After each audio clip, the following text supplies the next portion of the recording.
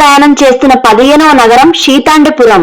ఇది అత్యంత చల్లదనం కలిగిన ప్రదేశం. ఇక్కడ ఎప్పుడూ మంచు కురుస్తూనే ఉంటుంది. భయంకరమైన చలిలోకి ప్రవేశించిన ప్రేతుడు తీవ్రమైన చలి బాధలు అనుభవిస్తూ దారుణంగా విలపిస్తాడు. ఆ నగరంలో జీవులు బాధలు అనుభవిస్తూ సంవత్సరం పూర్తయిన తర్వాత పుత్రులు సమర్పించే అంబిక పిండాన్ని భుజించి కొద్దిగా బలాన్ని పుంజుకుంటారు. ఆత్మ ప్రయాణం చేస్తున్న 16వ చివరి నగరం మహాభీతిపురం. సంవత్సరికం పూర్తయిన తర్వాత ప్రేత జీవుడు యముడి పట్టణానికి దగ్గరలో ఉన్న మహాభీతిపురానికి చేరుకుంటాడు.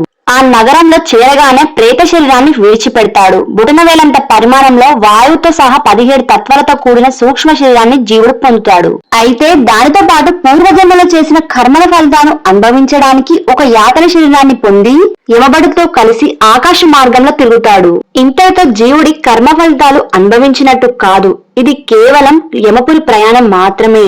దక్షిణ ప్రయాణ మార్గం తర్వాత అత్యంత భయంకరమైన యమపురి 4 ద్వారాలుంటాయి.